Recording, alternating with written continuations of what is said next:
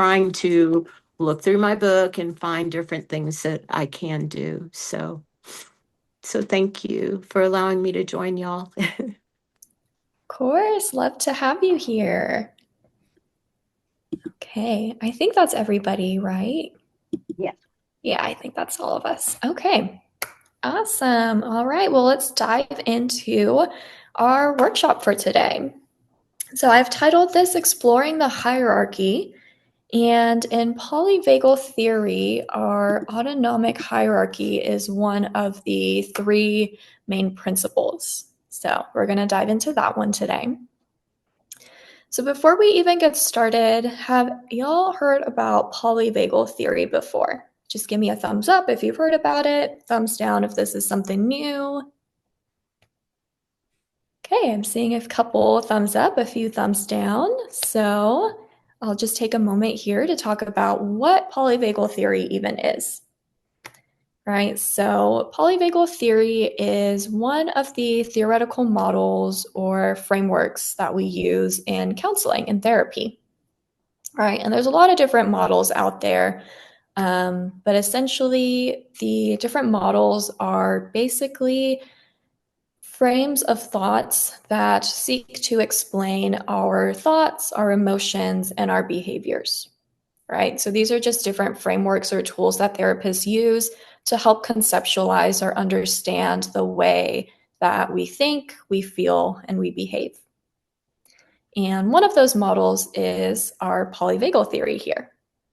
And the main idea here is that our nervous system is the common denominator in human experience, right? We all have a nervous system. This is something that we're born with, right? Something that's developed in utero.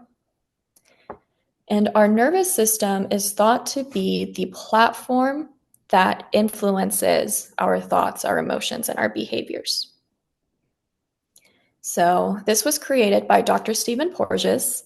He is both a neuroscientist as well as a physiologist. And his understanding is that our brain and our body work together. They're not two separate entities, right? They're coming together. And they influence how we respond to different stressors that we encounter, whether that's the stressors in our day-to-day life or more significant things such as traumatic experiences. And all of this starts or begins with our nervous system. So that's just a little bit of what polyvagal theory is. So we'll move on to our next slide. I see some of y'all are still jotting things down, so I'll keep this up here for a minute.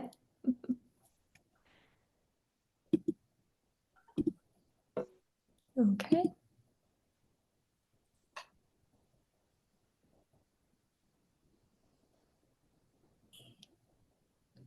Looks like we're starting to wrap up, so I'll move on to our next slide. Here we have the evolutionary timeline, right? So this is how the three pathways of our nervous system came into being. We have the first parasympathetic pathway, which is called the dorsal vagal pathway. This came into being around 500 million years ago through a cartilaginous fish. So this is the pathway that helps us survive by moving slowly through the world, by immobilizing and becoming invisible in response to threat. And in our human experience that we still carry in our modern day nervous system, this is the system of immobilization and disconnection.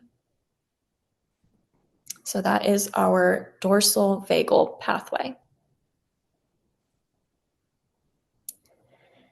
And then around 400 million years ago, the sympathetic nervous system came into existence. And this was built on top of the dorsal vagal pathway. That's because evolution is a conserving response. It doesn't throw things out, rather it builds on top of. So the sympathetic nervous system is on top of the dorsal vagal pathway. So our sympathetic nervous system has brought us the capacity to mobilize. So now when we're encountering a threat or a signal of danger, we can now fight and run away, right? With the dorsal vagal, we have the immobilization, the disconnection, and now the sympathetic brings us mobilizing energy. We're able to fight or run away from danger. So if we're looking at our ancestral history, this is the bony fish, right? So we have the cartilaginous fish, and now we have the bony fish. And then 200 million years ago, the second aspect of the parasympathetic nervous system, the ventral vagal pathway, came into being. So this is our mammalian system. This is what allows us to be safe and social and connect. This is what allows us to communicate with each other, to work with others, and resolve conflict in this way. Right, so if we take a minute here, you guys will notice we have two pathways of parasympathetic, the dorsal and the vagal, right? And they're at both extremes of our evolutionary timeline. And in the middle is where we have the sympathetic nervous system.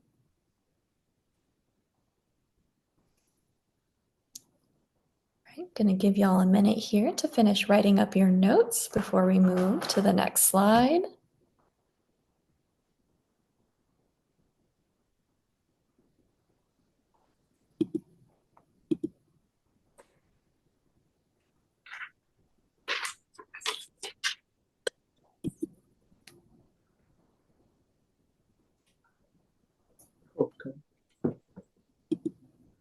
Okay. So now that we have the timeline, we're going to put this on the autonomic hierarchy, right? This is one of our organizing principles in polyvagal theory, the autonomic hierarchy, right? We just saw the timeline and we understand how they came into being. Now here they are in the hierarchy, which is what polyvagal theory is really going to bring to life for us. It's the idea that we have this predictable hierarchy of response, right? And this is so important to understand. If there's one thing that y'all are taking away from this workshop, I want it to be this, right? It's the fact that this is predictable, that we move through this hierarchy in a certain order. We go ventral, sympathetic, dorsal, and then back through sympathetic to reach ventral again. So if we look at these, right, at the top of the hierarchy is the newest part of our nervous system. This is the place that we long to be.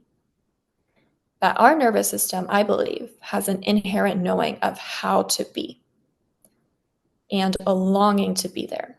And that's that ventral vagal state, our system of safety and connection. So this is where health, growth, and restoration happens.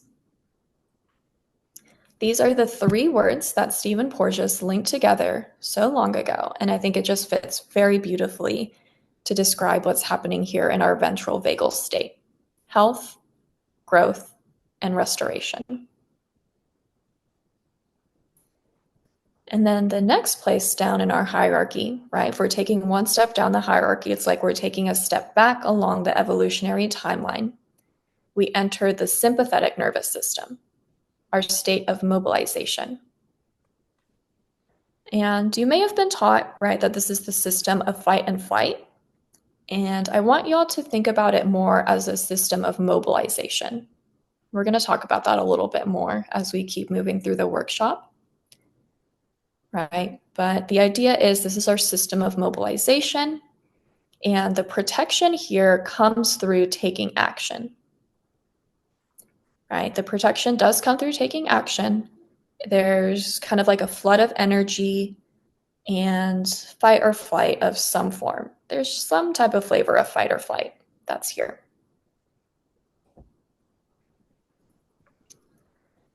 And then at the bottom of the hierarchy, the place that we go if mobilization doesn't fix the problem, if our mobilization doesn't help us manage the moment, we go into the parasympathetic dorsal vagal system. And this is the system of immobilization, a system of autonomic conservation where the protection that's happening here is through some flavor of disappearing.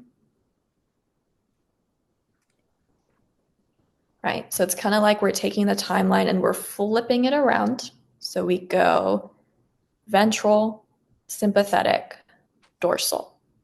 And then if we want to find our way back to ventral from dorsal, we need to move through the sympathetic to get there. Right? But this hierarchy is really cool in that it provides us that predictable responses. Right? We move through these in this order.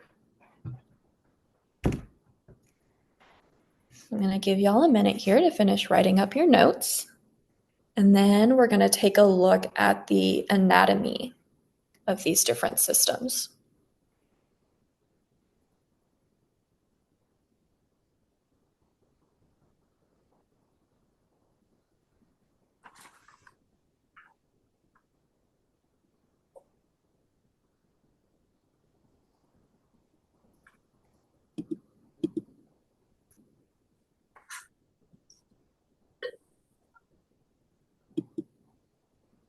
Okay, it looks like we're wrapping up. So let's look at the anatomy of our vagal pathways. Right, so this is the vagal pathways and the division of the vagus, of our vagus nerve, right? Because remember, this is a polyvagal theory, right? So we have two vagal systems, the dorsal and the ventral. And they divide around the diaphragm, somewhere near the diaphragm. So if you want to feel your diaphragm, just take your hand and you're going to put it under the top of your ribs, under your breastbone, and you're going to be in the realm of your diaphragm. Okay, so from your diaphragm upwards, we call that the supradiaphragmatic, is the ventral vagus. So this is what creates our healthy homeostasis, right? The capacity for those three words: health, growth, and restoration. So physical and psychological well-being are happening here when our ventral vagus is online and in charge. So this is when we feel safe, we're able to engage with each other, we can connect, we can communicate. Those are the qualities of the ventral system. Right, so ventral vagus is supradiaphragmatic, right? It's upwards of our diaphragm.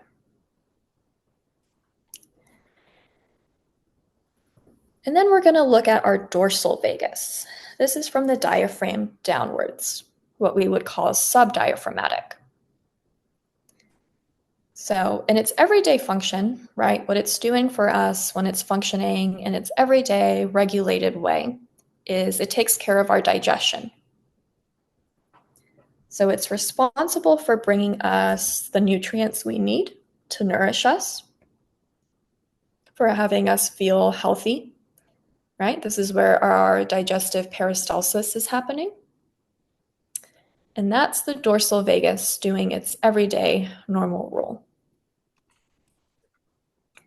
When it's bumped out of that capacity to do the everyday common activity that it's designed to do, when it's bumped out of that into a survival state, it's going to move us out of awareness, out of connection, into some form of collapse. And one of the things that happens, right, is that our digestion is no longer going to be in the healthy end. Rather, we're going to move into the unhealthy, dysregulated digestion. Right? So when dorsal has to be in a survival state, it's no longer running your digestion in a healthy way. So you might take a moment here just to pause and think about your own system, because we're constantly moving in and out of these states on a regular basis. So just kind of think to yourself about a time where you're like, ooh, my digestion was off, right? Maybe it was yesterday, maybe it was sometime last week, right? But we all kind of have that experience of, either we're constipated or we got the runs, right? And that is a sign, that is a cue that your dorsal vagal system was bumped out of its everyday functioning and moving into a survival state, right? It's been dysregulated in some way.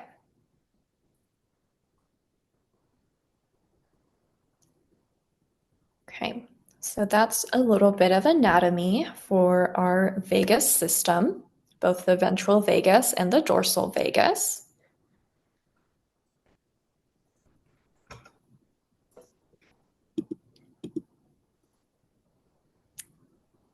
Let you all finish up taking your notes here, and then we're going to look at the anatomy of our sympathetic nervous system.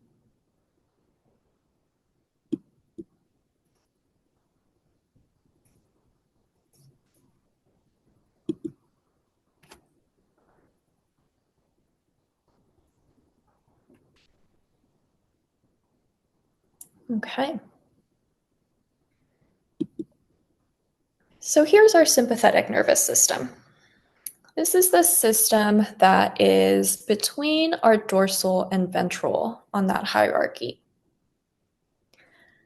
And the sympathetic nervous system is a spinal nervous system, right? The vagal system, that parasympathetic vagal system we were just looking at, is it's a cranial nerve system.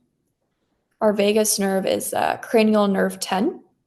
It exits from the back of your brainstem and it travels both down and upwards. But here, the sympathetic nervous system is a spinal nerve system. So it begins to exit, I believe, in the middle part of your spinal cord between your thoracic and lumbar regions. So if you would like to find this on yourself, you could take one hand, you're going to put it gently down from your head to your back. And then with your other hand, you're going to reach up from your waist. And that space between your hands, or wherever your hands are meeting, is kind of roughly the area of your thoracic and lumbar region.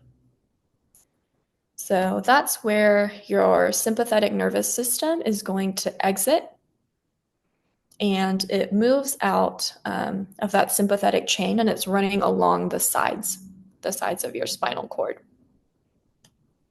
All right, so anatomically, that's where our sympathetic nervous system is located. And here, the everyday role of our sympathetic nervous system is to regulate both our breath and our heart rhythms. Right? It's going to bring us that mobilizing energy so we can move our arms, we can move our legs, right? Everything is moving. It's bringing you energy.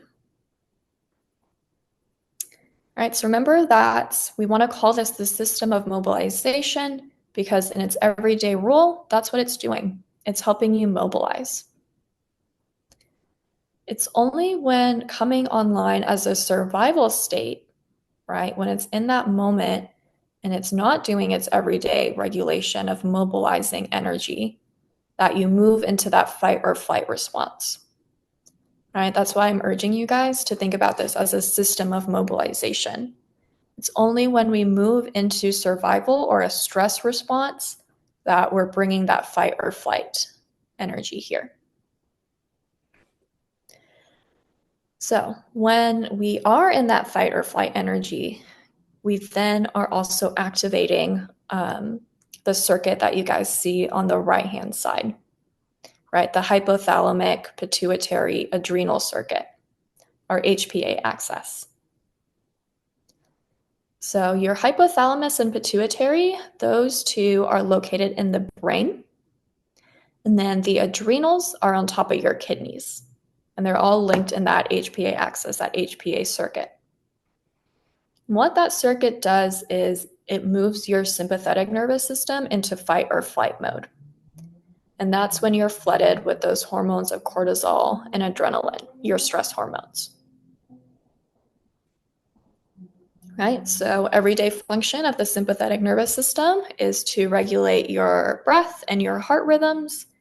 It's only when it is bumped into that survival state and when your HPA axis is turned online that we then move into fight or flight.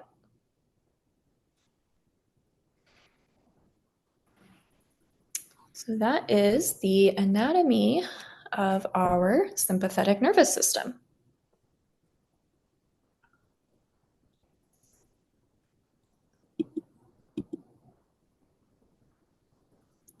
I'm going to give you all a moment here to finish writing up your notes, and then we're going to start to look at our autonomic ladder.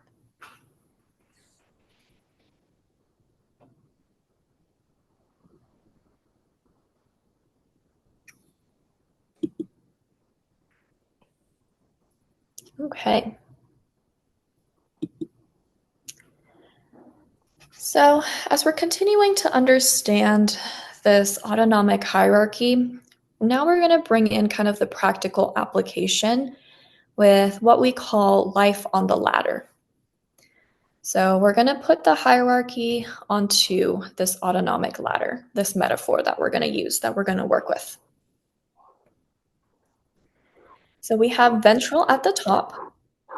This is where you kind of have the experience of like you can see for miles, right? You have lots of options here. You're able to celebrate. You can savor being here. Your neuroception is one of safety. This is where you feel safe, social, engaged, and connection. This is the top of our ladder, the ventral vagal. And we're going to take a deeper dive into each of these states. This is just giving you guys a little bit of a summary of that ladder metaphor.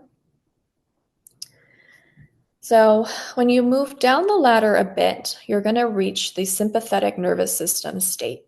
And your options here are more limited, right? Think about it. You're moving down the ladder, so you're unable to see as far, right? This is actually the experience you have of being more restricted, right? Your focus is more restricted here. And your neuroception is one of danger. We're more mobilized, we're action taking, you might get that sense of fight or flight. That's that sympathetic section. And then at the bottom, right, you're moving down the rungs out of sympathetic. We end up in dorsal. This is the system of immobilization, and we're collapsed. Right, the neuroception here is one of life threat. We're immobilized, shut down, collapsed. So when I'm saying neuroception of life threat, that doesn't necessarily mean I'm in a life-threatening situation. More so, the nervous system is receiving cues of life threat, right? So something here feels overwhelming. You feel trapped, like you can't escape, right? So that's how your nervous system picks up on those cues of what we say is life threat. Right? And we end up like that stick figure we're looking at the bottom, right? He's kind of hunched over. He's collapsed. He's immobilized. And if you think about it from there, right at the bottom of the ladder, if we want to get back up to ventral, to safety, to connection, right, we have to walk the rungs through sympathetic to get back to ventral. And that can feel like a really long way away, right? When we're all the way at the bottom and we're trying to get back up there, that itself can feel overwhelming, life-threatening, impossible, right? Those feelings of hopelessness, helplessness, those start to arrive here.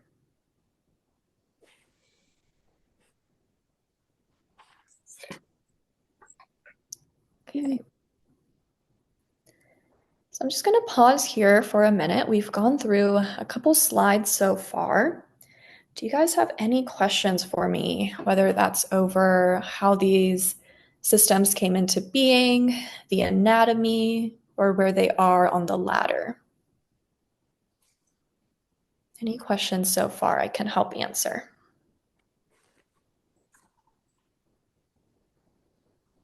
Feel free to type it in the chat, or if you want to unmute, you're welcome to do so.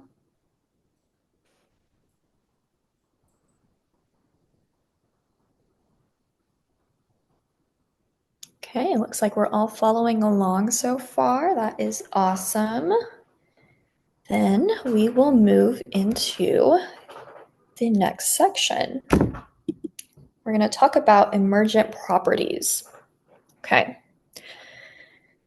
So let's think about the emergent properties that happen from each of those states, right? Emergent properties are what is possible or what is restricted in each state. So if we're in a state of protection, that's going to be either that sympathetic or the dorsal, either mobilization or disconnection. Survival is the only goal. When you're in survival, your system is closed to connection. Your system is closed to change. So most everything we do when we're working with our nervous system is what we would call a both and experience. This is an either or. So you're either in a state of connection or you're in a state of protection. And when we move into a state of protection, we are closed to connection and closed to change. Right? It's either or. We can either be in connection or we're in disconnection, a state of protection. Right? When you're in a state of protection, you are closed to change. You are closed to new psychological stories. You're either in survival or you're in protection. So let's stop here for a moment and just think about that idea. If you have gone into sympathetic or dorsal, your system cannot connect and you cannot affect change. And this isn't because you don't want to. This is because your biology now restricts that. It's only from a state of connection, from that state of ventral, that health, growth, and restoration are possible. This is where change happens. And we're going to explore each of those states a little bit more deeply here in a minute. Right. But this is another key point that I want you guys to take away from this lecture, this workshop. Your biology is either going to support or restrict access to body sensations, thoughts, feelings, behaviors, and beliefs. It is our biology that is the foundation, the beginning of that process, right? That is what the theory of polyvagal theory teaches us. Our biology is the platform for all of our lived experiences, right? Any body sensations, thoughts, feelings, behaviors, beliefs, our biology is the foundation, the starting place for that. And the emergent properties of each of those three states we went over are only available when we're in that state.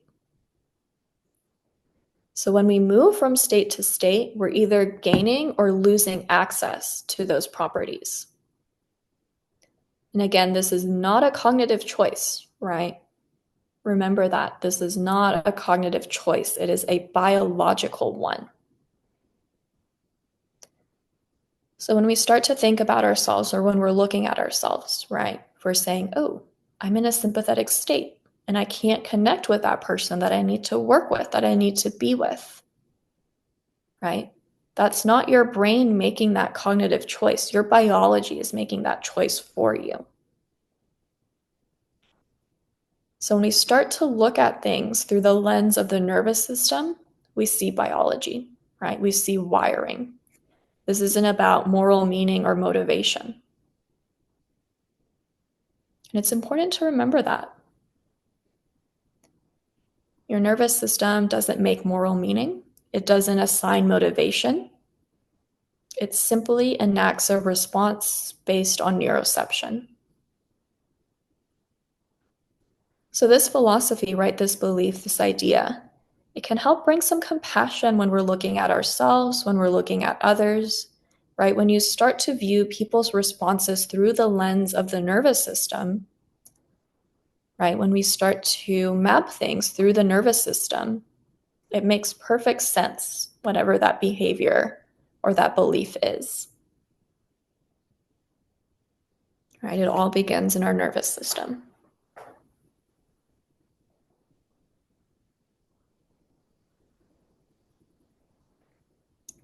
I'm going to give you guys a minute here to finish taking your notes, and then we're going to start to dive into each of those 3 states a little bit deeper.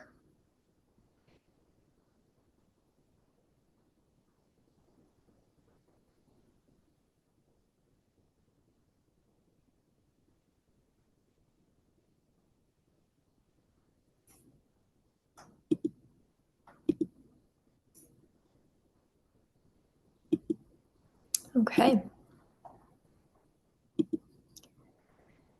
So let's start here at the top in what we call the ventral vagal state, and begin to get an overview of what the emergent properties are here. So our ventral vagal state is a place of both and, right? Ventral is a both and experience.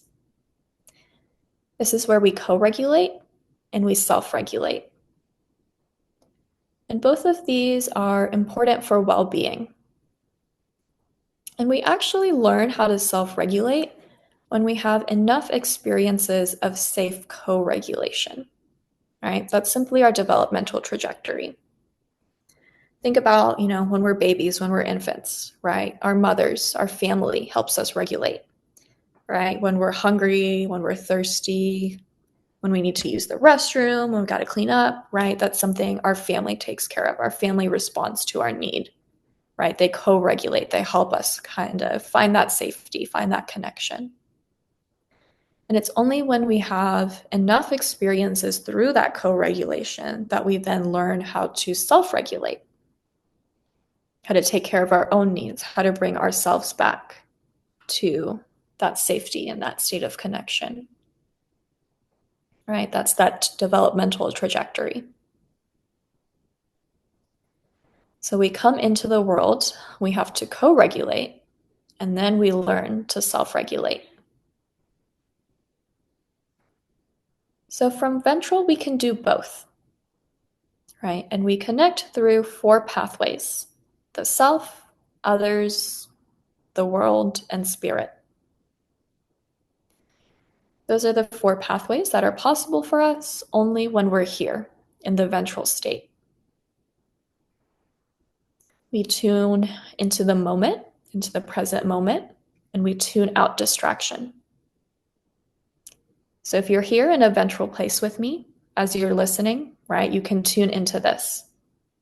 Whatever is going on in the world, whatever is going on around you, all those distractions, you're able to tune them out. This is where we can reach out for and offer support. I can ask for help. I can offer help. I have access to compassion and self-compassion. We're flexible and resilient. Right? Resiliency is an outcome of a nervous system that's able to find its way to ventral and have ventral energy regulating it. We can explore options.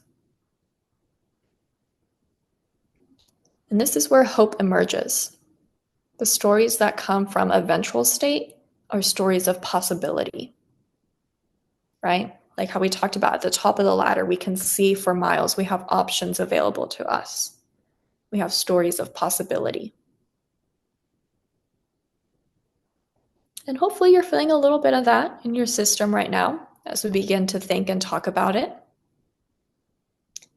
Right? That ventral vagal energy.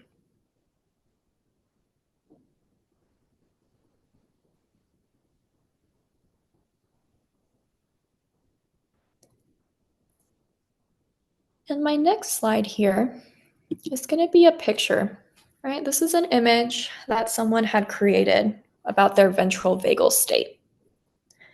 So we were doing art maps at the time, and this was their map. This is how they pictured, how they conceptualized the ventral vagal state. As you can see, it's made up of natural materials.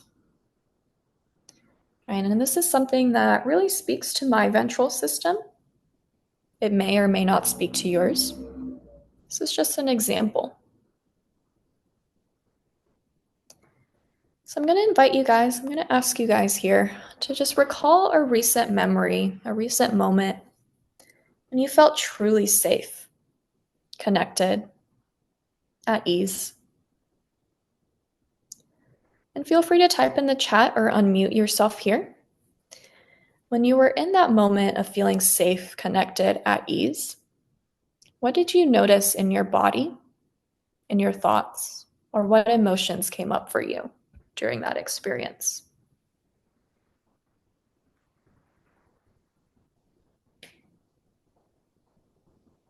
So feel free to unmute or type in the chat what you noticed in your body, your thoughts, or your emotions when you were in that ventral vagal state. Happiness, love, Absolutely. peace. Peace. Yeah. Michelle said spacious.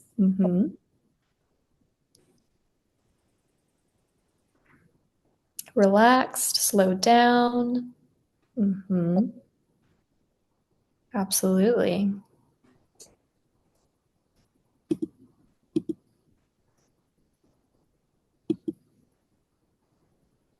So any other thoughts here? Okay, calm. Definitely. Playful. Yeah. Absolutely. Right? We're open to change. We're open to new possibilities. Okay. All right. So that's just a little bit of that flavor here of our ventral vagal. Okay. So, oops. Sorry. Need a moment here. I'm going to start fresh slides. Okay. So next, we're going to look at sympathetic, right? We're going down the rungs to the sympathetic state. So when we're here, we have a sense of kind of like this uneasiness, impending danger. And when we're fully sympathetically charged, right? Not in that everyday function, when we're fully sympathetically charged, when that HPA axis is online and it's flooding us with those hormones of cortisol and adrenaline, right? When we are mobilized, when you're in the fight and flight response, right? This is that survival response, that one of either active aggression or active escape. When we're here, we're alarmed. We are hypervigilant. And because we're in this state, we are looking and we're listening for danger, for cues of danger. And we typically either miss or we misread any cues of safety. So let's stop here and think about that, right? When we're in the sympathetic activated state, you're on the lookout for cues of danger. That's where your focus is. And if there are any signs of safety there, and there usually are, right? Whenever I go back, I review and I reflect on situations, on moments I was in the sympathetic state. When I look back, I'm like, oh, yeah, there were these cues of safety, but I just missed them because my focus, I'm so honed in on those cues of danger.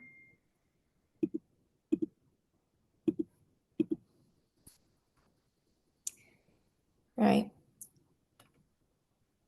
So the sole focus is on survival here, right? Our body, our nervous system, we no longer care about connecting with each other, right? In that moment, we're only thinking about survival. There's going to be a sense of separation that happens here. We're cut off from other people. We're disconnected from those four streams that we had in ventral, right? Self, others, the world, and spirit. We're disconnected. And the stories that typically emerge here are of being in an unsafe world, surrounded by unsafe people.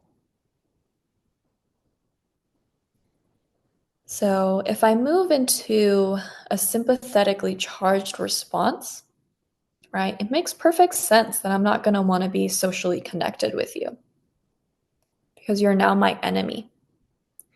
I've moved from friend to foe.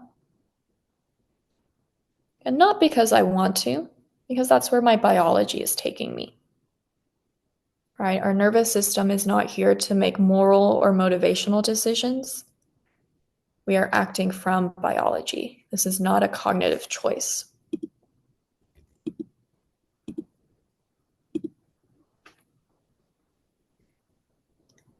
So this is the sympathetic state.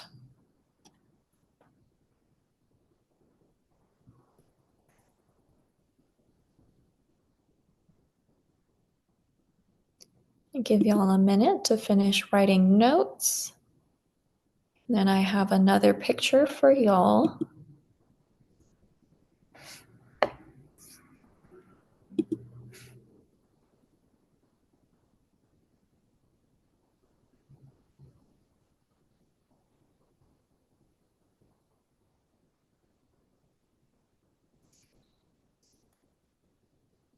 Okay. So here's my image when I think about the sympathetic state, right? That overwhelming, unleashed, unmanageable power of the sympathetic nervous system. So I picture a big wave, right? A wave that is simply going to mobilize, it's going to move through any way it feels like,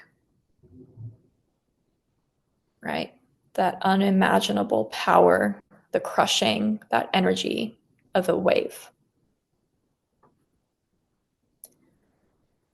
So, question for y'all, right? I'm going to invite you guys to think about a time where you felt restless, on edge, maybe agitated, anxious. What did you notice happening here with your body, your thoughts, or emotions? Right? So, same thing. Feel free to type it in the chat, or if you want to unmute and speak it, you're welcome to do so. Right? With that sympathetic state, what did you notice happening in your body, in your thoughts, or your emotions? So we got bodies tight, muscles gripping, that feeling of pain everywhere. Tish said out of control. Hopelessness. Hopelessness. Yeah. Increased heart rate. Absolutely. Yeah. Nervous diarrhea. Definitely. The runs. Yeah. Yeah. Wanting to quit. Vigilant. Shallow breath. Absolutely. Right? That's the energy of the sympathetic nervous system.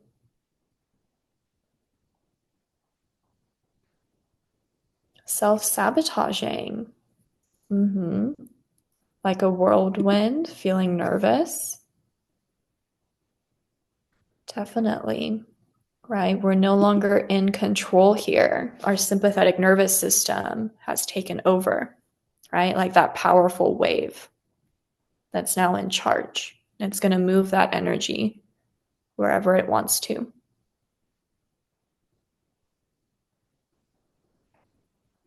Okay. Any other thoughts here before we move into our final pathway, the dorsal pathway?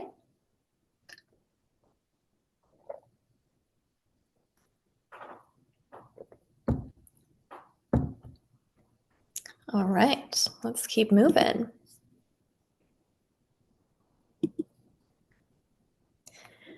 So finally here, right, if we go to the bottom of the ladder, this place is the dorsal state. So something I want to remind us of is that we're always on the ladder, right? Somewhere on the ladder here. And when you're in the dorsal state, you're at the bottom. And your body actually physically goes into conservation mode. Everything slows down. Your digestion is off. Your heart rate is slowed down. Your breath is short and shallow. You have kind of this lack of energy in your system. There's just like not enough energy to run your system. Whereas in that sympathetic state, you kind of have the overwhelming flood of energy. Here, you have not enough energy. This is where you're numb, you're foggy, right? You know, we often have that feeling of like fogginess or numbness where you just can't think the same way. And that's truly because you're in this dorsal state. So if you're looking at it physiologically, the blood flow to your brain and the oxygenation of your blood is different here. It's decreased. So physiologically, it's changing your body, the state of your nervous system, right? So that foggy, that numb, that can't think, it makes perfect sense from this dorsal state.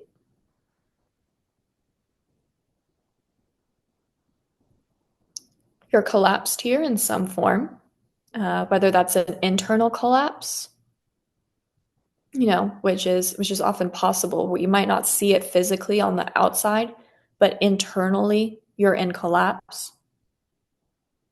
Right? I think that's an experience that we all have had at some point in our lives. And it can even show up as an external collapse, kind of when you're moving through the world where maybe you're unable to maintain eye contact with people. You're kind of like looking at the ground. You may be physically hunched over, right? Protecting your heart space. It's that sense of disconnect. And we're disconnected from those four streams that we've been talking about: self, others, the world, and spirit.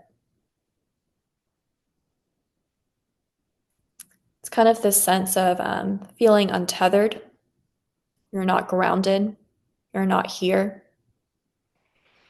It's kind of like that floaty feeling. This is where dissociation happens, or at least the doorway to dissociation opens up in dorsal. And words that I've gotten from my patients when they describe this state is alone, lost, abandoned, unreachable. Alone, lost, abandoned, unreachable. That's the experience of being in a dorsal state. There's hopelessness that happens here, right? We disappear in some way, right? That's our protection here, is by being disconnected, being invisible. And safety and hope, they're at the top of the ladder. And when we're here in dorsal, that feels unreachable. So the stories that emerge here are of despair. You might feel some of that in your body right now as we're here just talking about it. Right? That's because dorsal is a state that can come alive quickly and grab hold.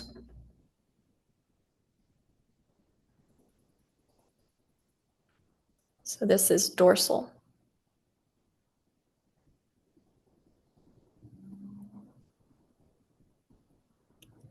So I have another picture here for y'all. I'm going to give you a moment to finish writing up your notes. Then we'll take a look at another art map for the dorsal state.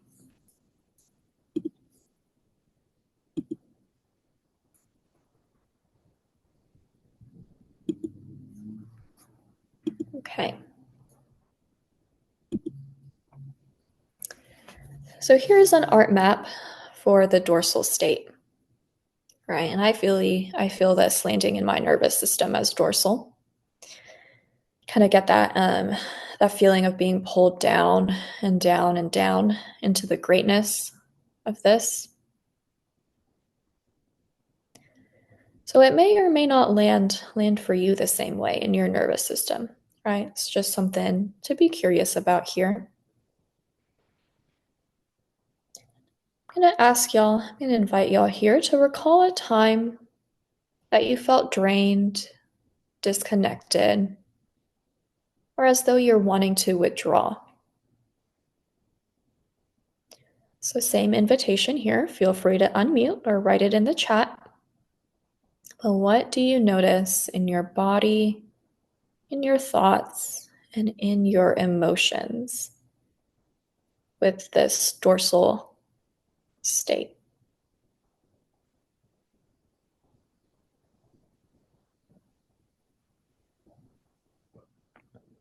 Feel free to unmute or write it in your chat. Yeah, Lisa said hopeless. Shut down completely. Yeah, heaviness, just a sense of darkness. Yeah, endless pain or grief, that isolation. Absolutely confused, tired, feeling fear, feeling alone. Definitely.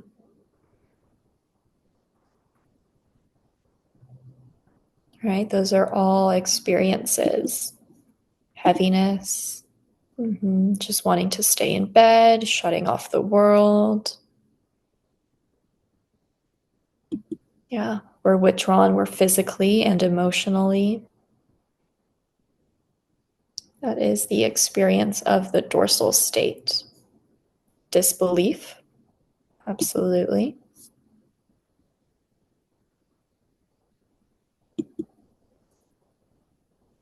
These are all experiences of the dorsal vagal state.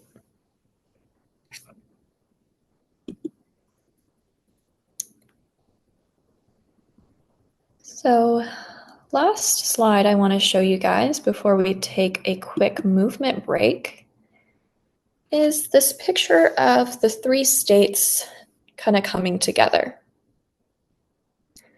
So our nervous system also blends states together. We call those hybrid states. So for example, when we're playing, we're combining both the mobilization and the safe state. When we're being intimate with loved ones, that's a combination of dorsal and ventral. Right? Those are hybrid states that exist. They can come together as well. So I can send a picture of this, the PDF, to Michelle, and she can email y'all this as well. I think this is a very interesting, very helpful Venn diagram to kind of have to explain how the states also work together. Right? How we talked about we're always somewhere on the ladder.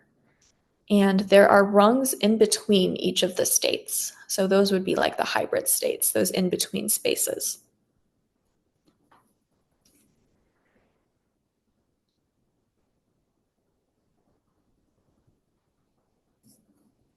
Yes, and we call those hybrid states, those in between, right? So a combination of like ventral and sympathetic would be when we play, when we dance, right? When you're doing sports, when you're performing on stage, right? You're getting the energy from the sympathetic and you're combining that with the safety of the ventral, right? So it's when you're able to, when you're playing, right? You're having fun, but you also have that energy from the mobilization from the sympathetic state. Or when you're having those quiet moments with your loved ones, when you're feeling intimacy, right? It's the immobilization of dorsal combined with the safety of ventral. And that's where intimacy and those quiet moments kind of exist. All right, so there's also hybrids of these states, is when we're tapping into both of those states together. And I will send Michelle a PDF of this so you guys can have a physical copy for yourselves.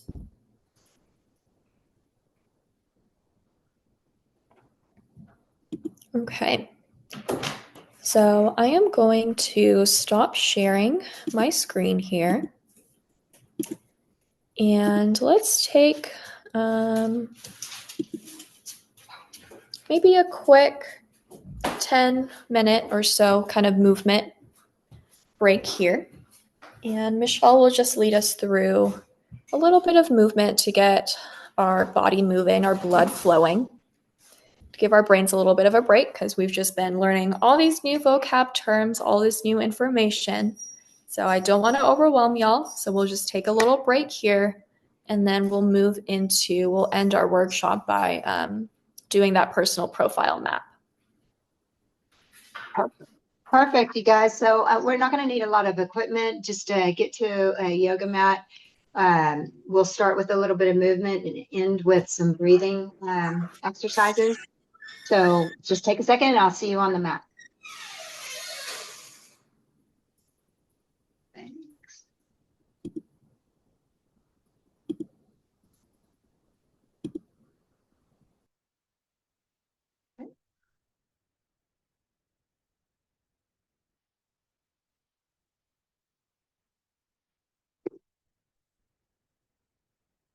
Okay. So just coming to standing for a moment. Allow yourself to feel your feet. Hey, Rock Michelle, side to real side. quick- Yes. real quick. Uh-huh. Can you stop sharing that slide because we can't pin you? Oh, okay. Let's see. Alekhya. Smart things. Yeah, so we can see you I video better. pan. Did that work? Okay. I'm going to work on sharing my screen. There we go. Now we can see you. Awesome. Well, you don't really want to see me. Remember, I've been babysitting. But just come be standing forward at the top of your mats and just feeling at your feet grounding and taking a moment to breathe in and exhale out. Feel yourself connecting to the earth and getting grounded. As you press your feet down, press down and allow yourself to extend up, creating some space, lifting the ribs away from your hips. And then just inhaling and exhaling here. Allow the arms to come alongside of you. And remember, if you have any kind of injuries, just do what you need to do, modify the practice, but do allow yourself to take a moment to stand and shake it out. As you press down through your feet, inhale, sweeping the arms up overhead. And as you sweep your arms up overhead, and then slowly exhaling, arms out and down. Do that again, pressing through your feet. Inhale, sweeping the arms out, stretching up, gaze up, and then slowly exhaling out and down. Exhale it all out. Let's do one more, just like that. Inhale, sweeping the arms up. Fill yourself with confidence. Allow yourself to feel energy, and then exhaling out and down. So we'll step, I'm going to move my blanket out of the way and I'm going to step onto my mat to where I can step my feet out wide. And as you step your feet out wide, turn your toes out slightly. As you turn the toes out slightly, now we'll be bending, we're moving to goddess pose. So when you bend your knees, you want to see your kneecaps going towards your second and third toe. And you want to stand wide enough to where your thighs are maybe parallel with the floor. That's pretty energetic. I'm going to place my palms onto the top of the thighs, press down, shoulders away from the ears. And then as you allow the hands to slide towards your knees, take your left shoulder and dip it down. So roll your inner thighs back and apart and just feel the deep stretch. Inhale back to the center. As you exhale, let your right shoulder dip down towards your left knee. Kind of stick your bottoms out, scoop your tailbone, feel the chest broadening, and then inhale back to the center. Let's do that again. Here we go. Left shoulder toward the right knee. Inhale back to the center and exhale. Right shoulder toward the left knee. Inhale, center. As you exhale, press and straighten the legs. And just take a moment to breathe here, inhaling and exhaling. So we're firing up the lower body. I want you to feel your muscles really tightening and holding you and supporting you. So feel it through your feet. Let's bend the knees again. Thighs parallel with the floor, shoulders back, tailbone down, pelvic tilt. Slide your hands down to support you. Right shoulder to the left knee. Take that deep twist, look over your left shoulder. Inhale it back to the center. Left shoulder over toward the right knee. You should feel good, deep stretching, but strong in your legs, strong in your grounding. Gaze up over your right shoulder. Inhaling it back to the center. Exhale, pressing the legs straight. Nice and easy. Then turn your toes in. Heel, toe. Taking your arms back behind you, interlacing your hands, palms together, bringing the shoulder blades toward one another, tuck them into the back pocket.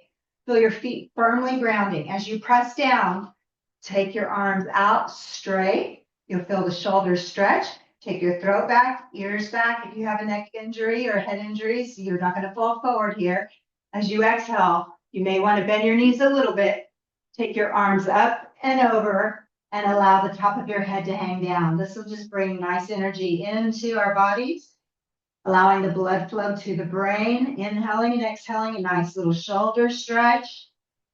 A sway a little bit side to side with your hips, but your feet are firmly grounded. Releasing your arms, let them dangle free. Holding on to opposite elbows, hang your head down and allow the ears to line up with your arms. So feel the strength in your lower body as you press down. Feel the skin hugging muscles, muscles hugging bones. Feel the sit bones lifting up. And as you do that, allow the upper body, the front body to stretch and release here. Shake your head yes, shake your head no. Flub your lips just a little bit. See if you can release the muscles in your face. Maybe sway side to side. And then bringing it back to the center, releasing your arms, let them dangle free. If you need to bend the knees to touch the floor, then you step your feet back, coming to the hands and knees. Once we come to the hands and knees, hands underneath your shoulders, knees hip bone distance apart. I keep my toes curled under. And inhale, lift the head, chest, seat up, rolling through your spine, thinking of the nervous system. As you exhale, head comes in, pelvis comes in, press, round, and squeeze. Get rid of all the air. Let's roll through this again. Inhaling, lifting the head, chest, seat up, arching your back, broadening your chest. Exhale, head comes in, pelvis comes in, press, round, and squeeze. One more time, roll it through the spine like a massage, lifting your head, chest, seat up, arch. Exhale, head comes in, pelvis comes in, press, round, and squeeze it all out. Inhaling your spine into a neutral position. Bring your big toes together, knees apart. Press your seat back towards your heels and just take a moment here in a child's pose. Let your forehead rest on the block or the floor. You can extend your arms or you can keep your arms alongside of you, but just taking a moment and become present right here, right now. Let yourself breathe. Feel the stretch in the body, inhaling and exhaling. One more breath here as you exhale, and very slowly walking your hands in. We're shifting over to our seat. So when you're ready, I'm going to bring my blanket back so that I have a ledge to sit onto.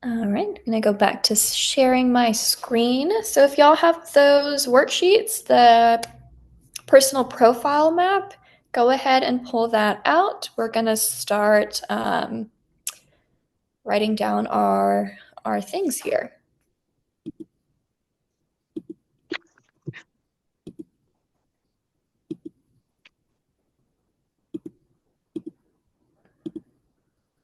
Okay. All right. So let's go ahead and we're going to start creating our personal profile map. And we're going to do a little bit of a quick walkthrough through this process just for time's sake. And remember, this is a living, breathing document. So at any point, feel free to pull this back out, keep adding to it, keep writing things down as you notice them. And when we do this personal profile map, we want to start in the sympathetic, right? Then we're going to move to dorsal and we're going to end in ventral. Because as we noticed, right, when we were simply learning about the emergent properties of each of those states, right, as we're delving into these states, they come alive for us, right? So we want to make sure that we end our mapping experience with the ventral vagal section. So we're going to go ahead and we're going to start with the sympathetic, because that's the first place we go when we leave ventral. Right? That's that next stop in our autonomic hierarchy. So if we think about sympathetic first, right, this is that place of mobilization, fight and flight, right? So this is our survival map. It's not an everyday map.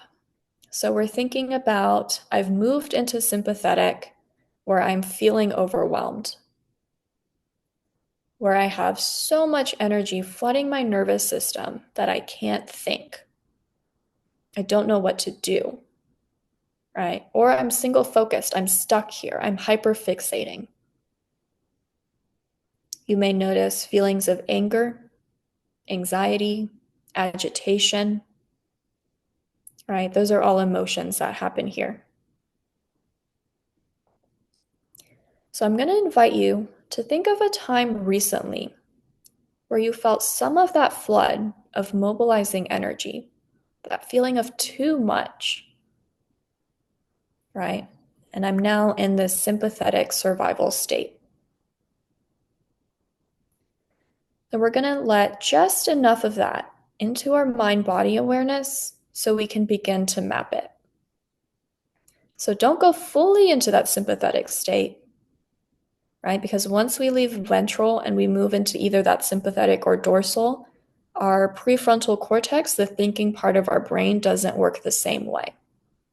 So we want to make sure, again, that we're staying anchored in ventral as we're mapping sympathetic and dorsal. So when you do that, right, I'm inviting you to just let a flavor of the sympathetic in, just enough to begin to listen and understand how this impacts my body. Right, so in that sympathetic section, write down what's happening in my body. What am I thinking? What am I feeling? What am I doing? So take time to answer those questions. Write that down in the middle of your map.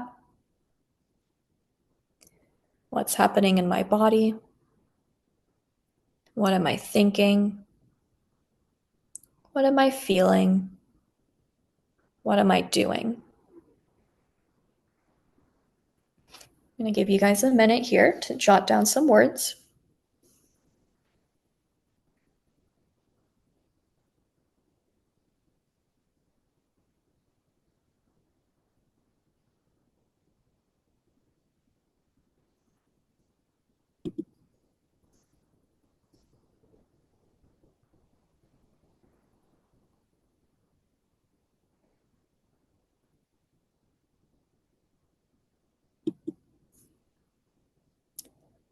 And then you're going to start to think about, how is your sleep impacted when you're in this state?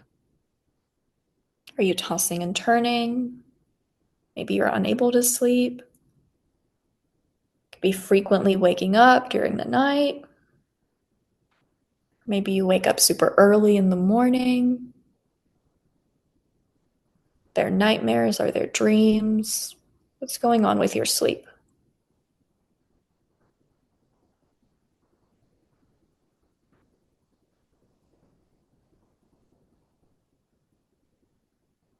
And then also think about your relationship with food. Is that impacted when you're in the sympathetic state? Are you eating too much? Eating too little? Have a big appetite, no appetite? Are you restricting food? Or are you binging or purging? What's your relationship with food in the sympathetic state?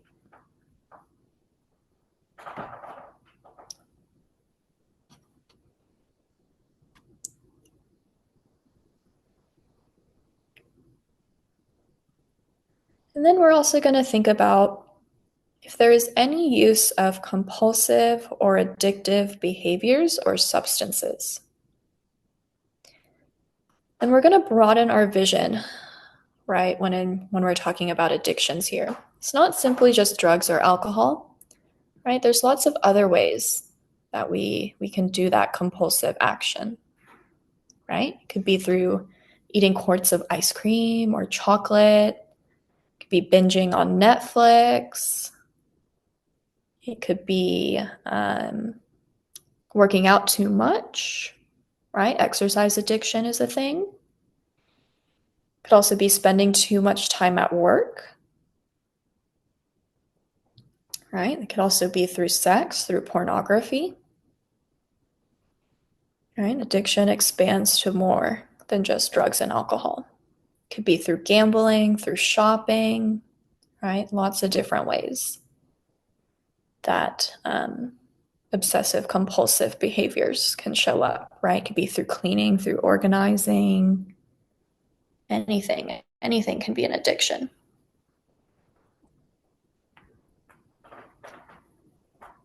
Right?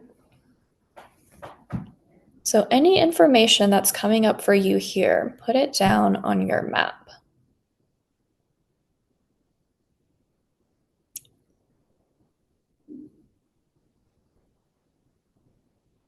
And once you've done that, you're going to see two little sentence prompts on there, right? I am and the world is. So in sympathetic, right, we're going to fill that out. In sympathetic, my view of myself, I am. And then the world is, right? How would sympathetic fill that out?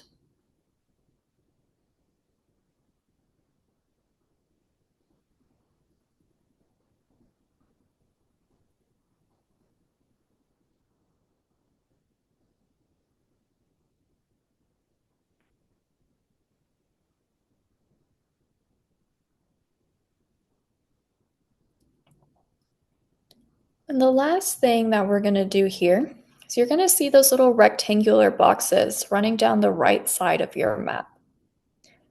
And this is where I'm going to invite you to name your state, right? The terms ventral, sympathetic, and dorsal, right? They're not the most user-friendly terms, right? That's just kind of something we understand, being that we've gone through this workshop together, right? We know what those words are, and they're a great shorthand for us. Right? We were kind of sharing with each other, ooh, I'm feeling a little bit of that sympathetic energy, right? We now know what that means, right? Or I'm feeling a pull to dorsal, or that, yeah, I'm anchored in ventral right now. But these words, they can also be a little bit off-putting. So I'm going to invite you to tap into your nervous system and let your nervous system name that state. Name that state for yourself. what would you like to call the sympathetic state?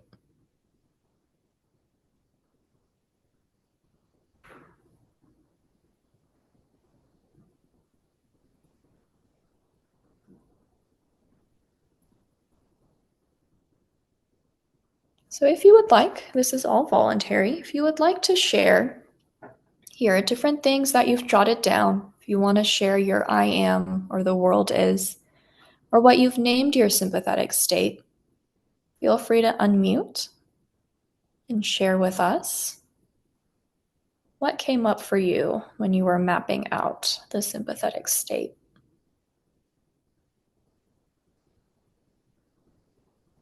Scared and worried. Yeah, absolutely.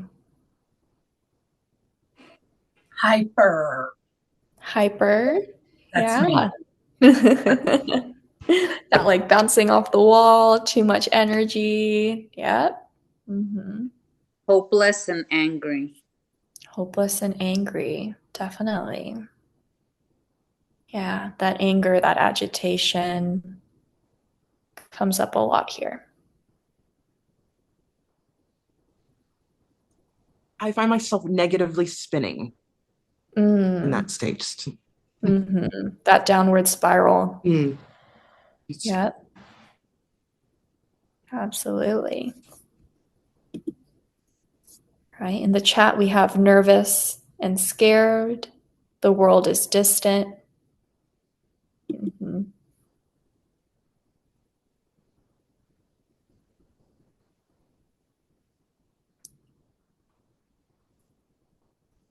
Okay.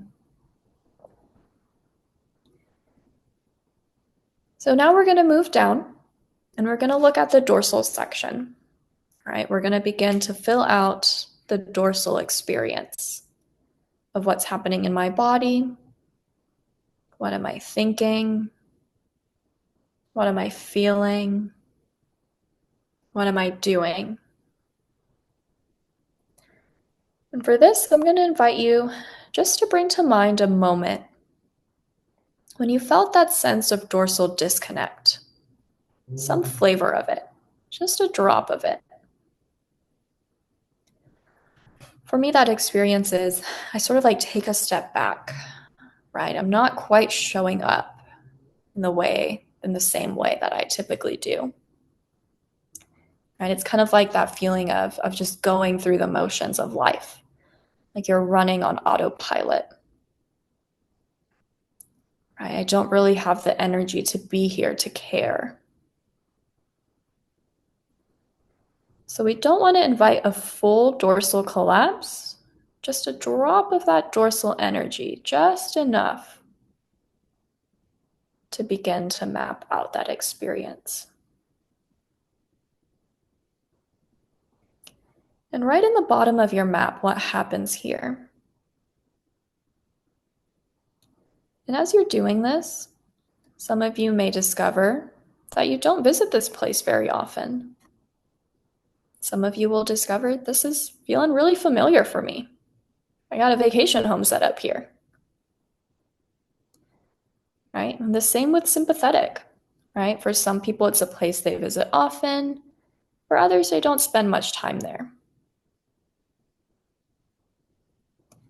So in dorsal, you're going to fill in, right? What are my body sensations, my thoughts, my emotions? What am I doing here in dorsal?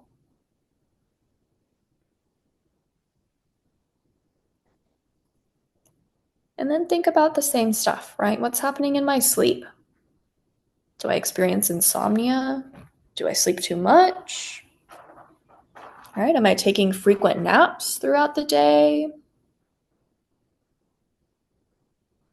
And then what about my relationship with food? Am I eating too much? Am I not eating at all? What's going on with my appetite?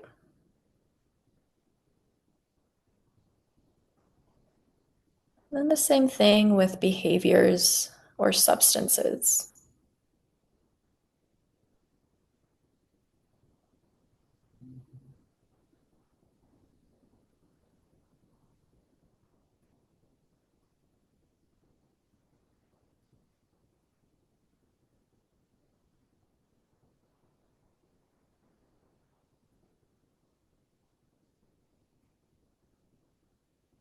Then we're going to look at those sentences, right? When I'm in a dorsal state of disconnect, some flavor of disappearing.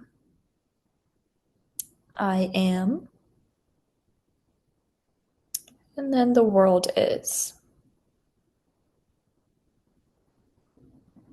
And those two sentences in each state really bring the core beliefs behind those states.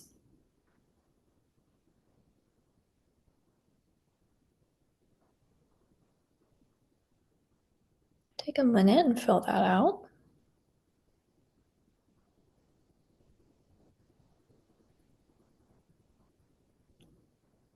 And then the last part, right, we're going to move to that box on the right-hand side. And you're invited to name your state, right? Let your nervous system guide you here. What would you like to name the dorsal vagal state?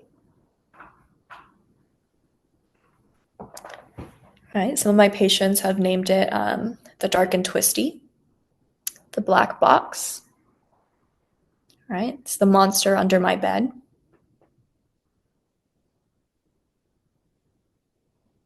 So be as creative as you would like. Or if you find yourself resonating with dorsal vagal, keep it dorsal vagal. This is your personal profile map. It's just for you.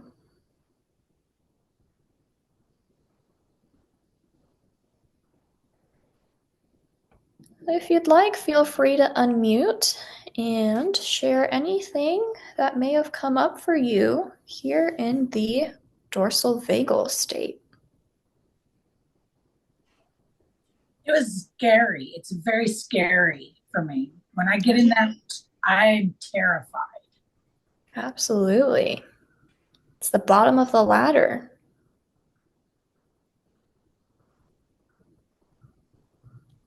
Have withdrawn, definitely. All right, we might be isolating, right? Keeping ourselves inside, not really interacting with the world.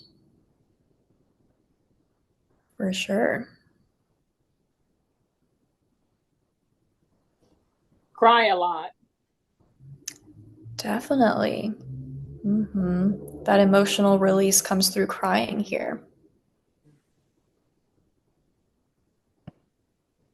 I call this one my robot state, when you're just going through the motions and not feeling anything.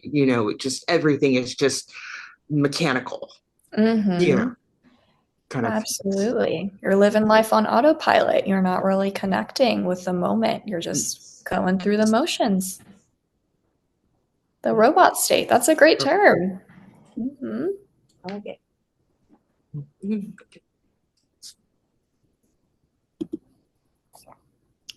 I see in the chat sadness and tears, nervous, panicky.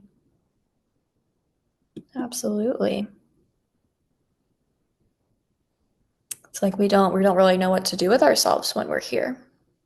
It's that feeling of helplessness, hopelessness, the weight of depression, total disbelief.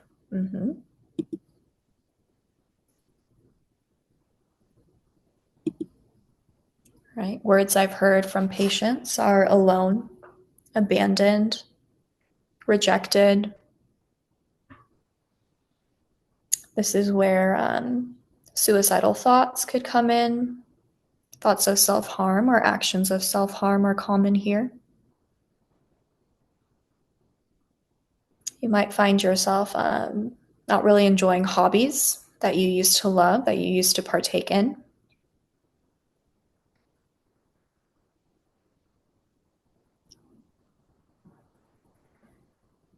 Okay, that is the dorsal vagal state, the dark and twisty. So now we're going to find our way back to ventral, and you may be feeling some of that flavor of dorsal collapse, right? And we want to come back to the ventral now. So find some cues of safety that are going to help you come back to ventral. right? You can look around, right? There's probably some cues in your environment of safety. Maybe there are images of nature. You may have some pictures of family or friends. Or you could simply put a hand on your heart, right? To know I'm here, I'm connected. You could put a hand on the side of your face, a hand on the side of your heart for that ventral vagal experience. Just holding yourself, right? Coming back to safety, coming back into connection. And as we land in ventral, we now want to bring it fully alive, right? We don't just want a flavor or a drop of this experience. So remember a time where you felt some of that sense of the world, that I'm okay, right? The world is safe enough. And it doesn't have to be a perfectly safe or wonderful place. That's not what we need to map ventral. We simply need to feel safe enough, organized enough, that I can be in connection with self, others, the world, and spirit in some way. That your neuroception is one of safety. Right? Patients often tell me this is a place where I feel okay. And okay is all we need. If you've been struggling to find this ventral state recently, I'm going to encourage you that you really only need a micro moment of ventral in order to map this. So ventral can be fleeting, and that's okay, right? Just find a micro moment. Think of a time recently when you felt some of that regulating energy, where you felt safe enough to move through the world, to move through your day. And this time, rather than bringing a flavor or a drop, I want you to let it really fill you, from your cells to your skin. Let your full body experience, your mind and your body, be one of this ventral moment.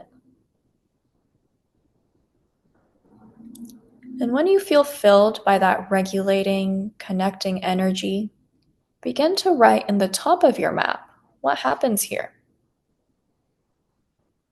What happens to your body? What do you think? What do you feel? And then when you've done that, right, when you've written down how it feels in your body, what type of thoughts emerge, what your emotions are,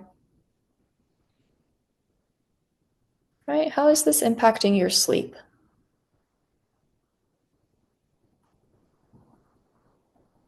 How about your relationship with food?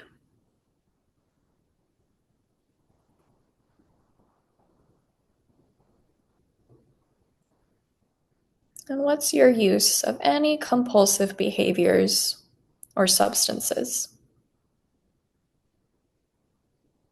Right? We're getting to know each of these three states through the same perspective, right? Through the same prompts. Just fill out that top part, the ventral portion.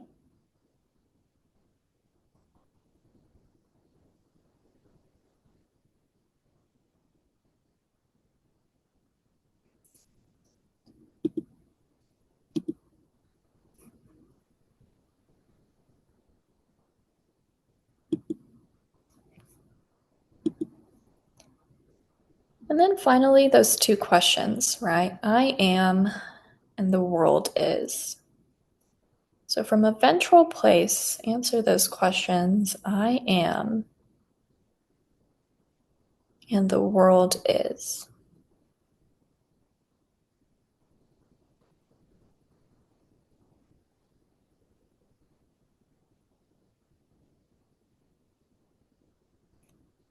And the last thing that we're going to do is in that rectangular box on the right-hand side, right? What does your nervous system want to call this ventral vagal state? What would you like to name this one?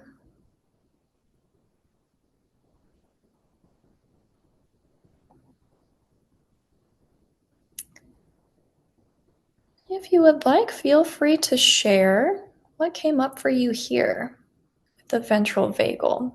What are your experiences in this section? The great state. It's my happy dance time. Happy dance time. Absolutely. This is the place where we long to be. Tish said grateful. Laughing with a friend. Definitely. Joyful with friends. Grateful and motivated and energized and rested. Mhm. Absolutely. All the positives.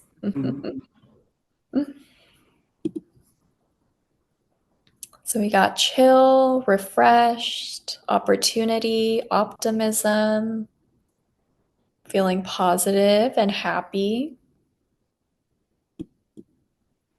Secure. secure. Absolutely. We're safe, we're protected. Okay. Right, so as I was saying, this is a living, breathing document as you move through your days. Oh, we got hopeful for sure.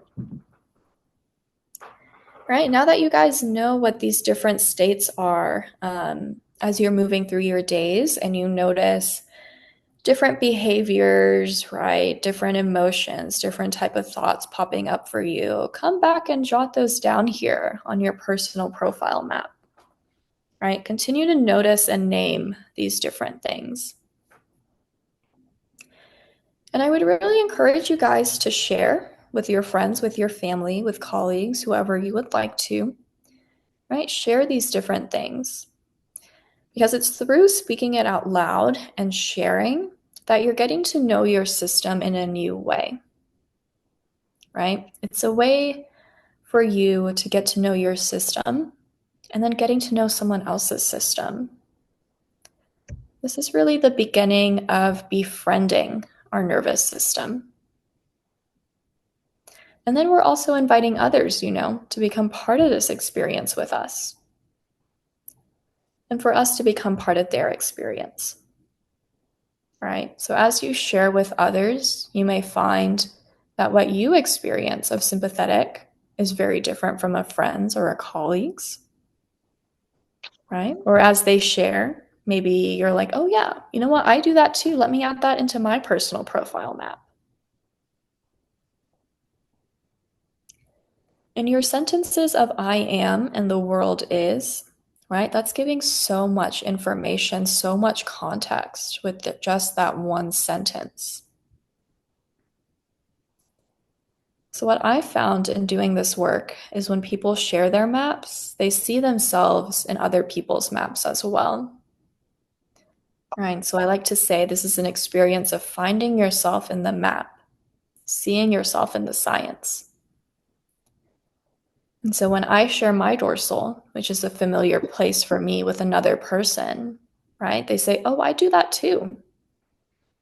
Right? And that's also just a lovely experience for me to know, hey, I'm not the only one in this, right? There's other people who go through this as well. It's a way for us to build compassion for ourselves and have empathy for others. So take time to come back to your map, fill it up some more, right? This is a living, breathing document. You could return to it at any time. I'd really encourage you guys to share it with others in your life. Okay, so we are almost at time. I had a few more slides left, but that's okay. We can save them for another time. I'll go ahead and I'll stop sharing my screen here and I will open it up to any questions that you guys may have. How do I stop sharing this? You're amazing, Alekhya. That's all I can say. It's so But that's like, this information is so powerful if we can just would be aware that it exists. And then, we can start to notice it when it's happening for ourselves.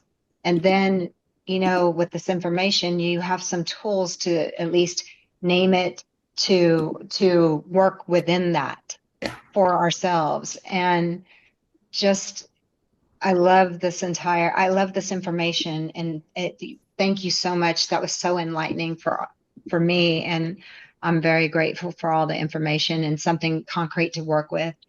I put Alekhya's email in the chat and her phone number. She'll be starting private therapy sessions via Zoom, right? So she's going into her own practice as well. So if it's something that you wanted to work on more, she's amazing and she's incredible. So her number is there. Reach out, because I could ask you questions all day long on this, but thank you. Questions, or anybody, what you're taking or say on your way out? Yes, I'd like to say something, Alekhya. Our biology supports, restricts access to body sensations, thoughts, feelings, behaviors, and beliefs. That's very a great way to think about it, because you think you want to like slap your head and go, why am I thinking that? But it's because it's innate, and we have time getting there to tell yourself then, your thinking brain, okay, now calm down. What do I need to do to get back to the vagus nerve? But I appreciate. Thank you, Alekhya. Absolutely. Yeah, it was such a big relief for me when I first learned about that concept. I was like, oh, thank God. It's not because I'm an awful, terrible human being. Right? This is just where my nervous system is at right now. Thank you so much. It meant this, it hit hard, but it hit what I needed to hear. And I really appreciate everything. I'm kind of stuck in that dorsal state. So this helps trying to look at everything a little differently. And I really appreciate it. Thank you. Absolutely. Thank you for joining. You taught me a lot. Thank you for your wisdom. I appreciate you. Anytime. The best. Yeah. Love you. Thank you so much for this information. It really helps me. It offers a good point of view to help me self-regulate better and to also help with my kids because they have this stuff that's going on and I don't really understand exactly because it's hard to get 100% into somebody else's shoes, but this really opens my eyes, especially the part about how like um in order to self-regulate, like we have to have this place of like being able or coming from a place of co-regulation. I didn't know that, but that's really thank you so much. Of course. Thank you for this opportunity to be here, Michelle. Thank you for sending me that Zoom as soon as you send it to me today, knowing that our activities for the day were canceled. I was like, this was meant to be because I have been on autopilot for a very long time and I'm feeling in my body. And one of the things that came to mind during this exercise was just the lack of self-care that just coming, that epiphany that, haven't really dived into that because there's so much other things. You're running on autopilot. You don't think about just stopping for yourself. And I am in the dorsal state, as I can relate to the other individual. And it takes time. There's a lot of healing that has to happen. And I think that we underestimate that many times. So I did have a few more slides and just kind of hearing you guys talk right now. Up to y'all. We are at 1 p.m. If you guys have the time and you would like for us to finish wrapping up, I had 2 exercises for how we move back into ventral. If you guys have the time and you want to stick around and we want to complete this, I'm more than happy to do that with y'all. Let's do it. If they need to leave, they can just pop out. And we appreciate everybody showing up here. Thank you. Okay. Go ahead, Okay. Alekhya. Let's do this. All right. Let me go back into sharing my screen. Okay.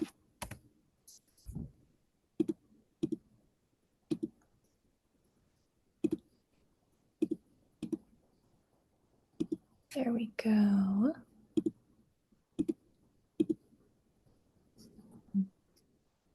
All right. Okay.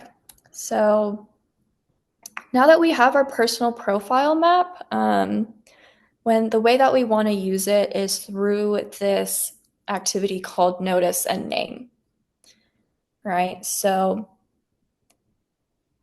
what we want to do is we want to name which state we're in, right? Are we in ventral? Are we in sympathetic or dorsal, right? Or whatever name it is that you've assigned to your state, right? So what you're going to do is you're going to take a moment, turn inwards, turn towards your experience, and you want to connect with it, right? With a bit of curiosity and compassion if you can, right? But curiosity is certainly the first place we want to go, right? So bring a bit of curiosity to what's going on and listen for just a moment to the story of the state, right? What does the state want you to hear in this moment? Right? This is the notice and name practice. And this is really at the heart of befriending, getting to know your nervous system, right? Becoming an active operator of your system. So moving forward, what I invite you all to do is to stop often over the course of your day and notice where you are.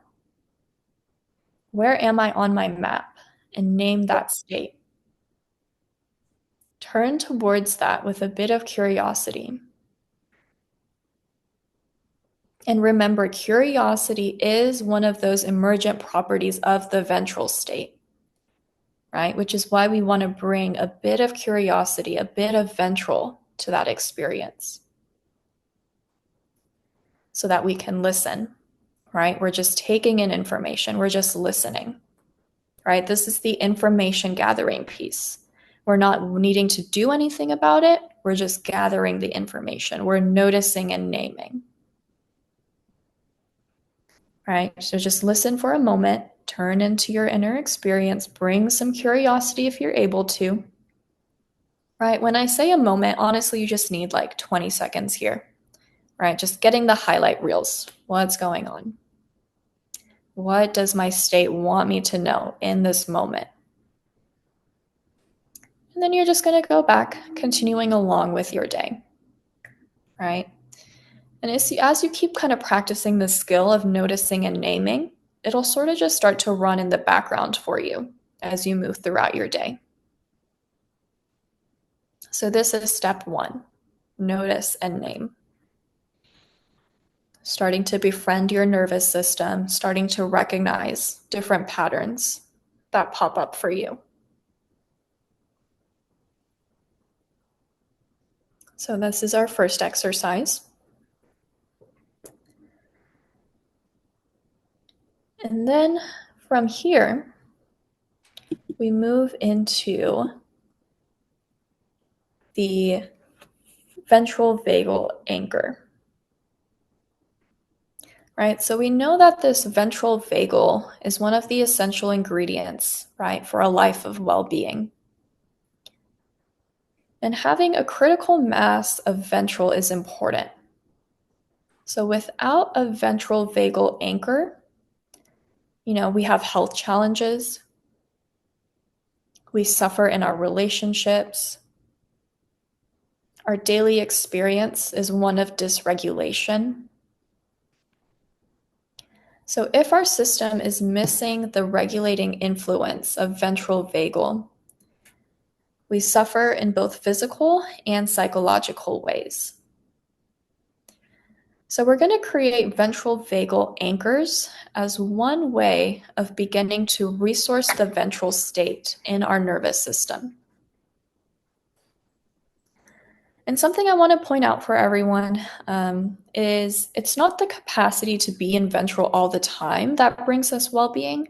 That's not the goal. That's not what we're aiming for. That's an unachievable experience, and honestly, one that would just take the safety out of our lives, right? There's a reason we move into sympathetic, we move into dorsal. Those are our protection states. They do serve an important purpose for us, right? We need those survival responses. And it would also take some of the richness out of our life too, right? It's only when we experience those lows that we can fully embrace and enjoy the highs in our life. So it's not about being in ventral all the time. What we need is the experience to return back to ventral, right? What we want is flexibility in our system to be able to move between the states. That's the sign of a healthy nervous system and regulation, is the ability to move through these states. So the mapping you just did is step 1, right? Knowing when you've left ventral, that way you know that you need to return. And then the next step is building resources for how do we get back to ventral, right? And this ventral vagal anchor is one of the things we can use.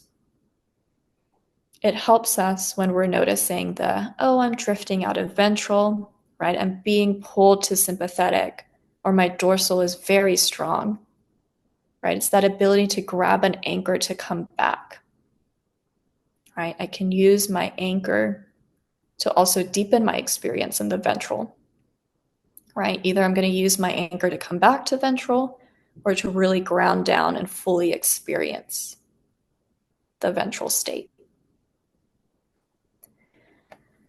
So how do we have this ventral vagal anchor? We're going to answer the questions of who, what, where, and when are in for our individual nervous systems. So we're going to start with who, right? So I'm going to invite you to think of a person who, when you're around this person, your nervous system feels welcome, feels connected, right? Feels that ventral state of safety and regulation. So who is a person? A person that gives you that ventral experience. And if people are a cue of danger, right? If people bring about that flavor of danger, you can look for a pet, right? Pets are pretty predictable anchors for us. Mm-hmm.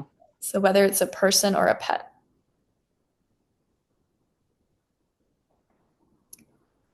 So as you begin to find who's as your ventral vagal anchors,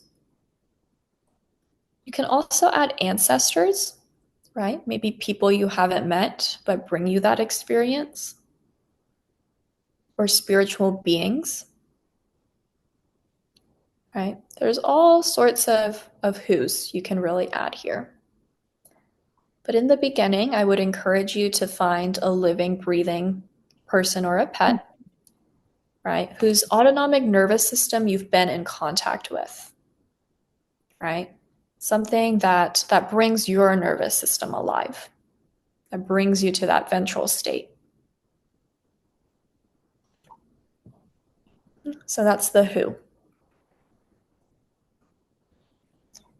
And then we're going to move on to the what's, right? So what is something that you predictably do that's an easy, quick action that brings you a moment of feeling safe, feeling regulated, feeling connected? Just a moment of that ventral energy. Something simple. So we know that nature, art, and music are fairly predictable at activating that ventral vagal system, right?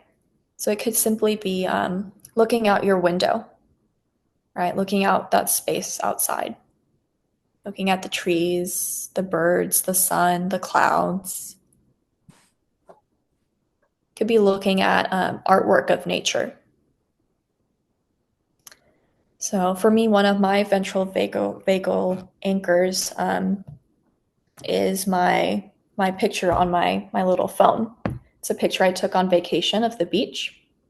And when I find myself at work just feeling really overwhelmed, I have so much to do, I just open up my phone, I look at that picture, I remember that memory, that moment of being on the beach, and it brings me just a little bit of that ventral vagal energy. It allows me to anchor back into my feeling of safety. All right, so that's a quick tool, a quick way, something you can incorporate into your daily life. Could even be turning on some music, right? A happy song. Could be seeing a photograph of your family, right? I know sometimes we have those photographs in our wallet. So just pulling that out, looking at a picture of a loved one.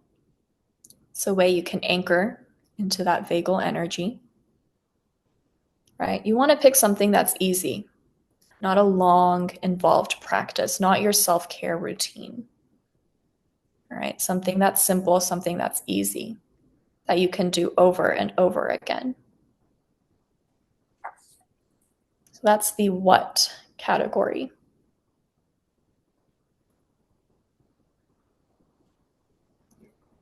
And then we have where.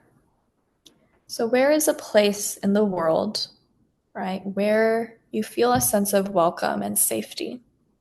This is a concrete place in the world. And nature is often a place. It's a common one I hear, being in nature. Could be a place at work.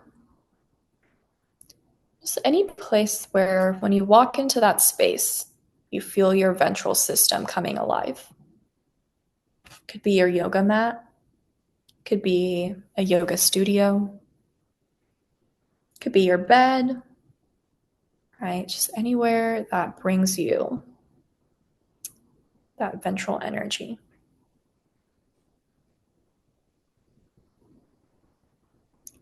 And then we have the when. This is our last W of the anchors. When is going to be a time when you predictably feel your ventral state alive and online? And again, this, right, we're just looking for a moment. Could be a time of the day. Could be a day of the week. Might be the end of the day. Could be a certain work experience you have. Could be when you get into bed for the night, right? Or the first thing when you open your eyes in the morning. So let your nervous system show you when. So I really encourage y'all to write down your who, what, where, and whens, right? Because this is a list that can keep growing. It's the same thing. This is another living, breathing document, just like your personal profile map, right? And this is a list that can change depending on our circumstances, depending where we are in the world. And it's a great list to keep and to use.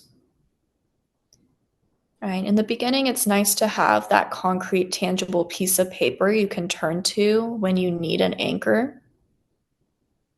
Right, because you've already identified them, so it's easy for you. And that's what we're looking for in the beginning. We're looking for ways that we can quickly, easily, predictably connect with that ventral vagal system. And then the more you do that, the more regulation your ventral vagal state brings to you. It's going to be easier for you to return there when you're taken into the sympathetic or the dorsal. So ventral vagal anchors. Want to find them, write them down, and then just share them with the people around you. All right, this is going to give you ideas of different anchors, maybe ones you haven't thought of before. And it's also going to reinforce the ones you've already identified.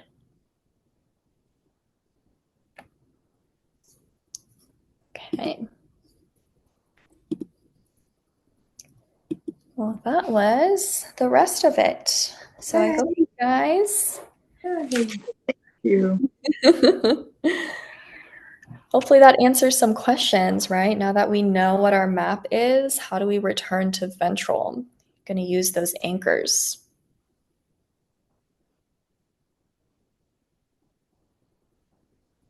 Well, thank you guys for letting me take up a little bit more of your time.